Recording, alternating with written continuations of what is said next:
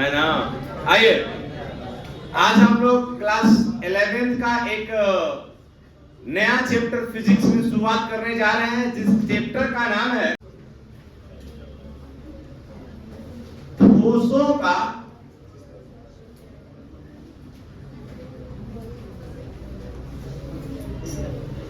यांत्रिक गुण। ठोसों का यांत्रिक गुण। अब यहां पर इंग्लिश में आप इसको बोल सकते हैं मैकेनिकल प्रॉपर्टीज ऑफ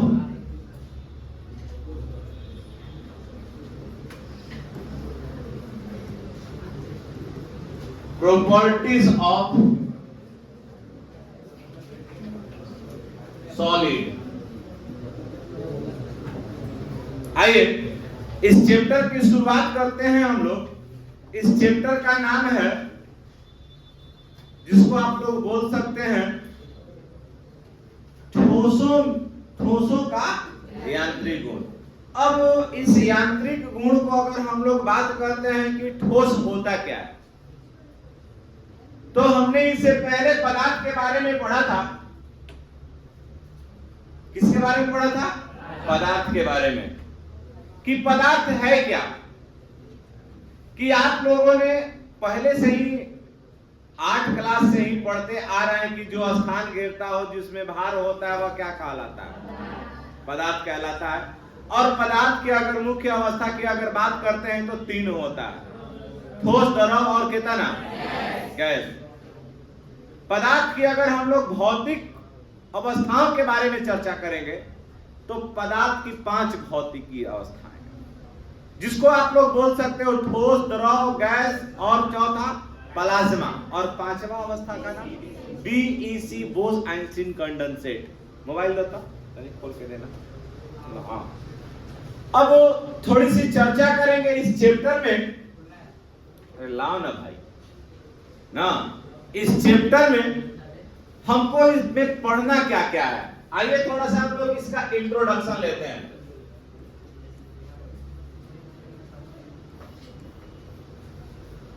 इसमें क्या क्या पढ़ना है, क्या करता रहा।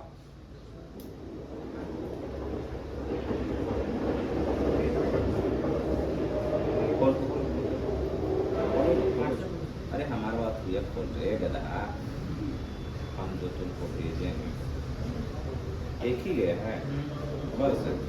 लो अभी यहां पर देखिएगा, सबसे पहला चीज हम लोगों को पढ़ना होगा दृढ़ पिंड के बारे में।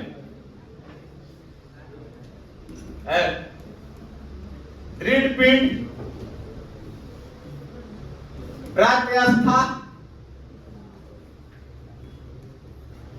दृढ़ पिंड, प्रत्यास्थता, हुक का नियम। किसका नियम? हुक का नियम। और एक चीज मुख्य चर्चा होगा जिस पर हम लोग विचार करेंगे, प्रतिबल के बारे में। ये मुख्य रूप से 4 चीजें हमको इस चैप्टर में पढ़ना है, जिसको दृढ़ पिंड बोलेंगे, प्रत्यास्थता बोलेंगे, हुक का नियम बोलेंगे और प्रतिबल के बारे में चर्चा करना है। ये चारों इंपॉर्टेंट है। ये सबसे ज्यादा इंपॉर्टेंट है। 2 नंबर में इसको पूछ लेता है, हुक का नियम। ये जानिएगा तो आगे हम लोग चर्चा इस पर कर सकते हैं। और इस पूरे चैप्टर का चर्चा हमारा ये वाला मेन हीरो, जैसे कि अगर फिल्म में देखे लो ना कि पूरा खेल ओकरे पर बा, या तो गुंडा पर होखे ना तो हीरो पर होखे। गलत बोल रहे हैं। अभी एगो स्त्री 2 आया था, कुछ कहानी नहीं था, लेकिन पवन सिंह का एगो गाना था, कोई मरलस के ब्लॉकबस्टर कर दिला है ना। ऐसा ही ना था। तो ठीक उसी प्रकार इसमें इस चैप्टर का मुख्य हीरो कौन है,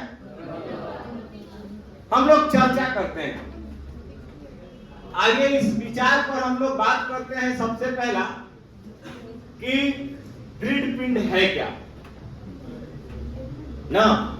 दृढ़ पिंड को हम लोग अंग्रेजी में, ध्यान से समझिएगा, दृढ़ पिंड को अंग्रेजी में हम लोग क्या बोलते हैं? Rigid body. क्या बोलिएगा भैया जी? रिगिड बॉडी ना, क्या अंग्रेजी में इसको आप बोलिएगा? Rigid body. हिंदी में हम इसको दृढ़ पिंड बोलते हैं। अब परिभाषा यहां पर दिया गया है कि वह पिंड या कणों का निकाय जिस पर बाहरी साधारण बल या बल आघूर्ण लगाने पर कणों के बीच की दूरी अपरिवर्तित रहती है ना, वह क्या कहलाता है? दृढ़ पिंड कहलाता है, रिगिड बॉडी कहलाता है। अब कहने का मतलब यह है कि आप कोई भी ठोस वस्तु लीजिए और अगर मान लेते हैं कि आप उस पर बल लगाते हैं, क्या लगाते हैं? तो बल लगाने के उपरांत उसमें उसके स्थिति में परिवर्तन नहीं होनी चाहिए, वह रिगिड बॉडी कहलाता है। लेकिन ऐसा कोई वस्तु नहीं बना। हम लोग ऐसे मान लेंगे जैसे उसको हम लोग पूर्ण प्रत्यास्थ बोल सकते हैं, जो पुनः अपनी अवस्थाओं में आ जाता है। लेकिन हमारा चर्चा इस पर दृढ़ पिंड पर करना है। जैसे हमने यहां पर पेन लिया, क्या लिया? पेन। अब एकरा के अगर हम दबाते हैं, ज्यादा प्रेशर लगाए तो टूटियो जाए, है ना, तो टूट जाएगा, तो एकरा में अंतर तो आइए ना जाएगा। लेकिन अगर मुख्य रूप से देखिएगा कि आप अगर इस पर फोर्स लगाते हैं तो फोर्स लगाने के उपरांत क्या इन दोनों के बीच की दूरी कम हो जाएगी? नहीं, ये दृढ़ पिंड है। ईंटा, आप उस पर बल लगाइए किसी भी प्रकार का, क्या उसके बीच की दूरी कम हो जाएगी? अच्छा, लेकिन एक स्प्रिंग ले लो, क्या ले लीजिएगा? स्प्रिंग। अब जब स्प्रिंग लीजिएगा ना, स्प्रिंग को जब आप दबाइएगा तो क्या कंडीशन होगा? दब जाएगा। उसके बीच की दूरी क्या हो गया? क्या स्प्रिंग दृढ़ पिंड हुआ? हाँ या ना बोलिए? नहीं ना। तो इसका परिभाषा कहता है दृढ़ पिंड का कि दृढ़ पिंड है क्या? तो आप लोग बोल सकते हैं कि वह पिंड या कण का निकाय जिस पर बाहरी साधारण बल ना या बल आघूर्ण लगाने पर कणों के बीच की दूरी क्या हो जाती है? बोलिए, अपरिवर्तित रहती है। मतलब 10 के 10, वह क्या कहलाएगा? क्या कहलाएगा? अच्छा, अगर मान लेते हैं कि हमने एक गुटखा लिया, एक गुटखा लिया, ध्यान से देखिएगा। अब ये जो पूरी तरीके से ठोस है ना, ईंट का बना हुआ है या लोहे का बना हुआ है, इसको आप लोग बोल सकते हो किस चीज का बना हुआ है भैया? लोहे का। जब आप यहां पर हम अगर फोर्स लगाते हैं तो क्या इस पॉइंट और इस पॉइंट के बीच का कोई यानी कि डिफरेंट हुआ? अगर मान लेते हैं कि पहले बिना बल लगाए इन दोनों के बीच की दूरी 20 सेंटीमीटर था, कितना? अब एकरे पर आप बैठ भी जाइएगा तो क्या इन दोनों के बीच की दूरी कम हुआ? तो ये कौन सा पिंड हुआ? दृढ़ पिंड। क्या हुआ? दृढ़ पिंड। अगर आप लोग बेंच पर बैठे हुए हैं तो आपने भी तो बेंच पर फोर्स लगाया है ना, क्या लगाया भैया? बल लगाया है। किस पर? बेंच पर। तो जब आप बेंच पर बल लगा रहे हैं, आप बल आघूर्ण उत्पन्न करिएगा तो क्या ना कि पटारा नीचे जमीन में सट जाता, उतोहरा के थमले बा, तो कौन सा पिंड हुआ? समझ में आया ना? है? तो दृढ़ पिंड आपको समझ में आ गया। तो परिभाषा क्या बताइएगा ना कि वह पिंड या कण, क्या बोलिएगा जी? जोर से बोलिए, वह पिंड या कण जिस पर बाहरी बाह्य बल लगाने पर उसके बीच की दूरी या कणों पर लगने वाले बीच की दूरी अपरिवर्तित रहती है। क्या रहती है? वह क्या कहलाएगा? दृढ़ पिंड। क्या कहलाएगा? अच्छा, अब हम पूछते हैं कि अगर आप बताइए, ध्यान से सुनिए ना, हम एक स्प्रिंग लेते हैं। क्या लेते हैं? स्प्रिंग। एक पॉइंट हमने ए रखा और दूसरा पॉइंट क्या रखा? बोलिए। अब बताइए कि जैसा ही अगर मान लेते हैं कि जब आप इसको दबाइएगा तो इसकी दूरी क्या हो जाएगी? क्या हो जाएगी?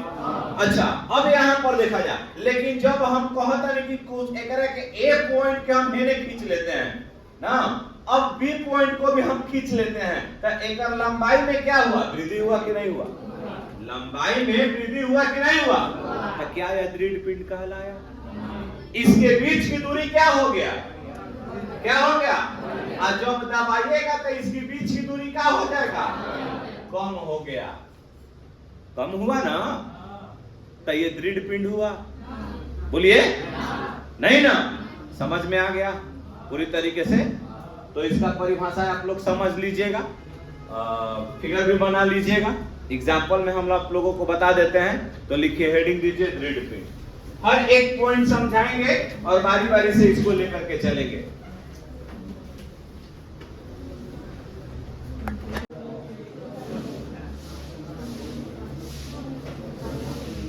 हाँ, परिभाषा इसका आप लोगों को याद हो गया होगा, तो क्या बताइएगा जी, वह पिंड या कण, क्या बोलिएगा, वह पिंड या कण का निकाय जिस पर बाहरी बल लगाने से ना या बल आघूर्ण लगाने से क्या होता है, उसके कणों के बीच की दूरी अपरिवर्तित रहती है। क्या रहती है, अपरिवर्तित। तो वह क्या कहलाएगा बच्चों, दृढ़ पिंड। क्या कहलाएगा, दृढ़ पिंड कहलाता है। चलिए अब हम लोग नेक्स्ट बढ़ते हैं आगे। अगला अगर हम लोग पॉइंट देखते हैं तो कहता है, ये देखिए आया प्रत्यास्थता। क्या बोलिएगा इसको, अब प्रत्यास्थता के बारे में हम लोग समझते हैं। प्रत्यास्थता है क्या, ध्यान से समझिएगा। लिखा क्या है कि प्रत्यास्थता सीमा के अंदर जब किसी वस्तु पर बाह्य बल लगाया जाता है तब वस्तु के रूप अथवा आकार में परिवर्तन हो जाता है, अर्थात वह वस्तु क्या हो जाती है, विकृत हो जाती है। क्या हो जाती है, विकृत हो जाती है। इस बल को हटा लेने पर वस्तु पुनः अपनी प्रारंभिक अवस्था में आ जाती है ना। वह वस्तु का गुण क्या कहलाता है, प्रत्यास्थता। अब इस चीज को समझिएगा ना। रबड़ दिखावा एगो दे देता, धरावा रबड़ कोई ले ले बा, किसी के पास नहीं है, अरे दा ना दा,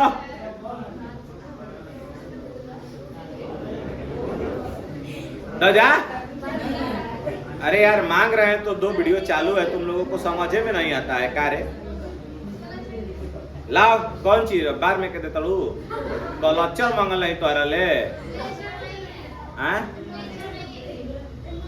बैल हियो का।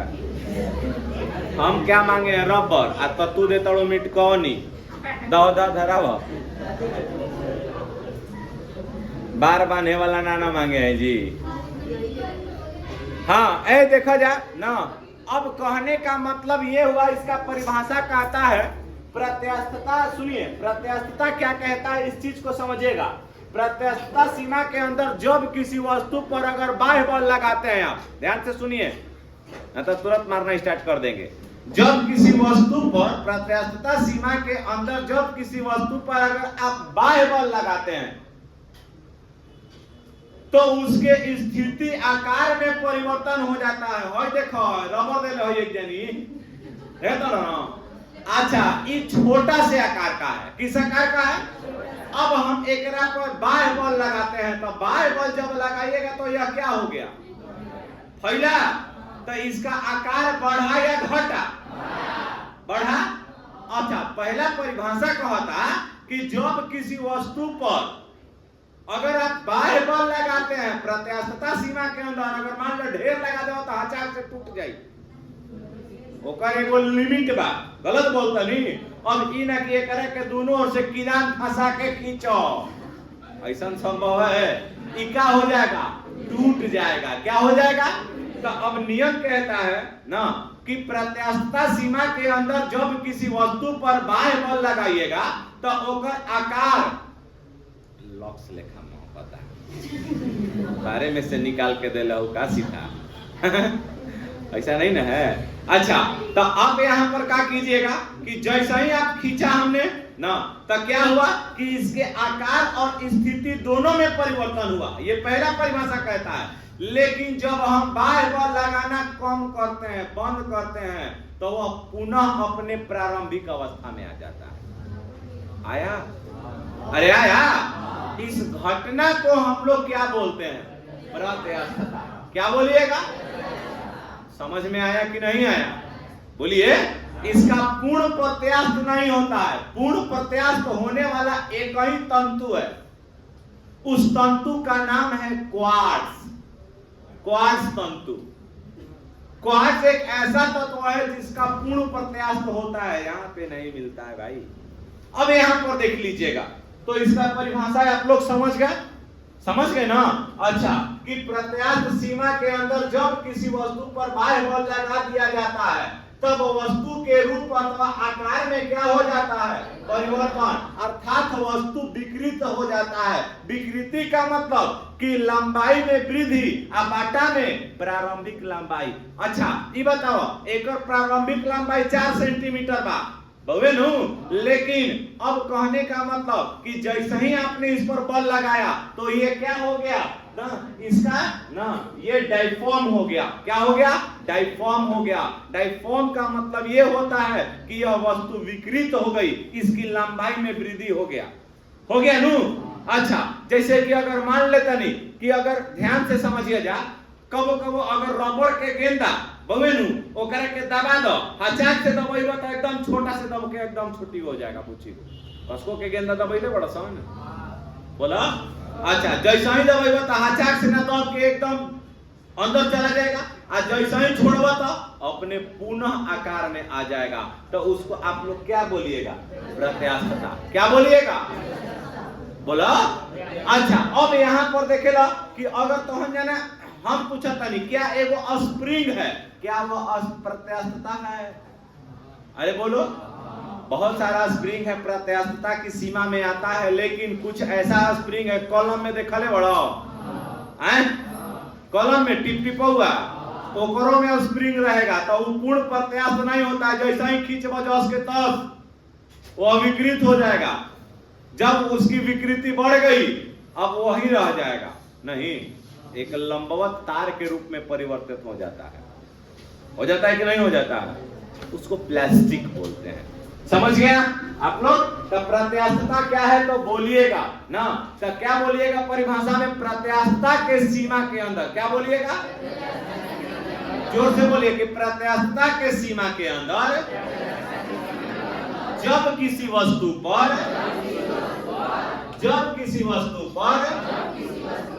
बाह्य बल लगाया जाता है, तब वस्तु का आकार, आकृति में परिवर्तन हो जाता है। क्या हो जाता है? लेकिन जैसे ही बाह्य बल लगाना बंद करते हैं, वह वस्तु की आकृति पुनः किस अवस्था में आ जाती है? प्रारंभिक अवस्था में आ जाती है। जैसे कि तैसे उस अवस्था को, उस गुण को आप क्या बोलिएगा? समझ में आ गया? अरे हाँ या ना? जैसे एग्जाम्पल में रबर। क्या बोलिएगा?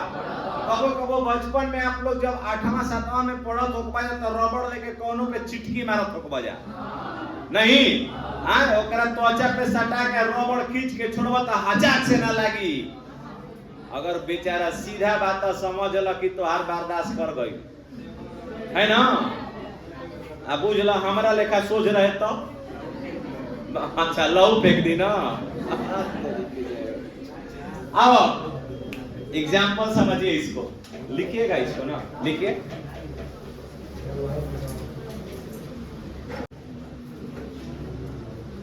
चलिए अगला हमारा टॉपिक है, इसी को आगे बढ़ाते हैं और परिभाषा देखिए। पहले हम लोग छोटे छोटे परिभाषाओं को देखेंगे। अगला हमारा आया कौन सा बल है? विरूपक बल। क्या बोलिएगा? इसको हम लोग अंग्रेजी में बोलेंगे डिफॉर्मिंग फोर्स। क्या बोलिएगा? डिफॉर्मिंग फोर्स, है ना। अब यहाँ पर देखिएगा ध्यान से, क्या कह रहा है, इस परिभाषा को समझ लीजिए कि किसी वस्तु पर आरोपित वह बाह्य बल। क्या बोलिएगा? कि किसी वस्तु पर आरोपित वह बाह्य बल जिसके कारण वस्तु का आकार या आकृति दोनों में क्या हो जाता है? दोनों में क्या हो जाता है? उस बल को क्या बोलिएगा? अब कहने का मतलब ये हुआ ना बल, अब यहां पर बात हुआ विरूपक बल का, बल का बात हुआ, डिफॉर्मिंग फोर्स का। अब यहां पर मान लेते हैं कि हमने क्या काम किया, दरा बड़वा हो लगा ले लू, अच्छा रहे दा। अब ध्यान से समझिएगा, हमने क्या काम किया कि अगर अपने हाथों में हमने रबड़ लिया तो क्या वह अपना आप, लड़का ध्यान से सुना है ना, कि क्या वह अपने आप बढ़ जाएगा? अरे बोलो हाँ या ना बोलिए ना। उसको हम लोग बढ़ाने के लिए, उसकी विकृति को बढ़ाने के लिए, विकृत करने के लिए हम लोग क्या करते हैं? खींचते हैं। क्या करते हैं? तो अब जो खींच रहे हैं उस बल को कौन सा बल बोलिएगा? जोर से बोलो। अच्छा, जब गेंदा ले लो, गेंदा के जब तू दबाइब तो उसके आकार में क्या हो जाएगा? क्या हो जाएगा? तो जब हम फोर्स लगावतनी, उस फोर्स को हम लोग क्या बोलेंगे? जोर से बोलिए। तो आप इसका परिभाषा बोल सकते हैं ना जी, कि किसी वस्तु पर आरोपित वह बाह्य बल। क्या बोलिएगा? फिर से समझो, कि किसी वस्तु पर आरोपित वह बाह्य बल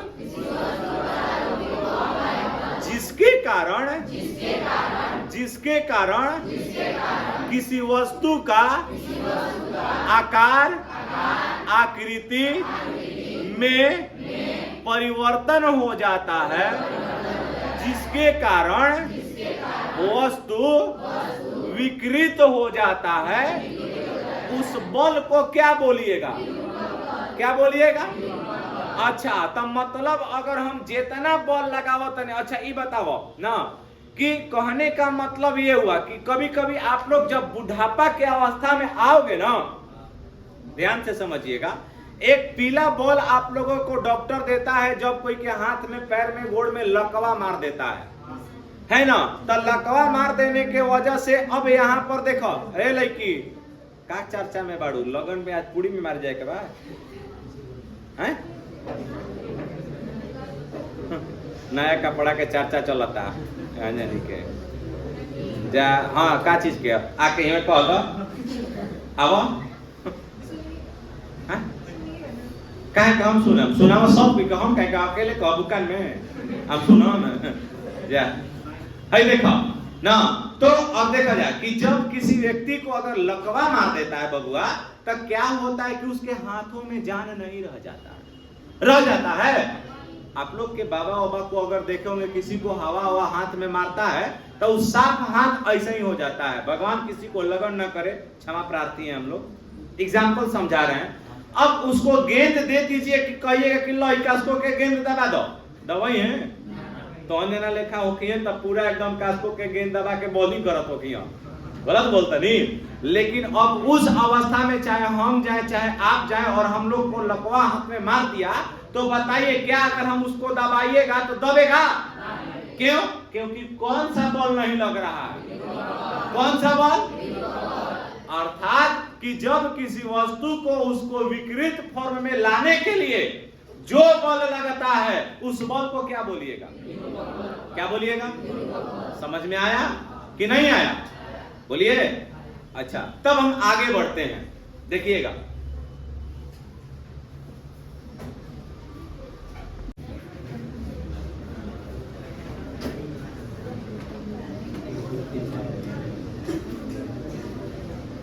चलिए, अब हम लोग ध्यान से समझिएगा, ध्यान से समझिए इस चीज को। है क्या? पूर्णतः प्रत्यास्थ वस्तु। पूर्णतः प्रत्यास्थ वस्तु का मतलब क्या होता है? ये प्रत्यास्थ का एक पार्ट होता है। पूर्णतः प्रत्यास्थ एक हो जाएगा ना, और दूसरा हो जाएगा इसमें पूर्ण सुघट्य वस्तु। पूर्ण प्रत्यास्थ वस्तु और पूर्ण सुघट्य वस्तु, ये दोनों को हम लोग बारी बारी से समझते हैं।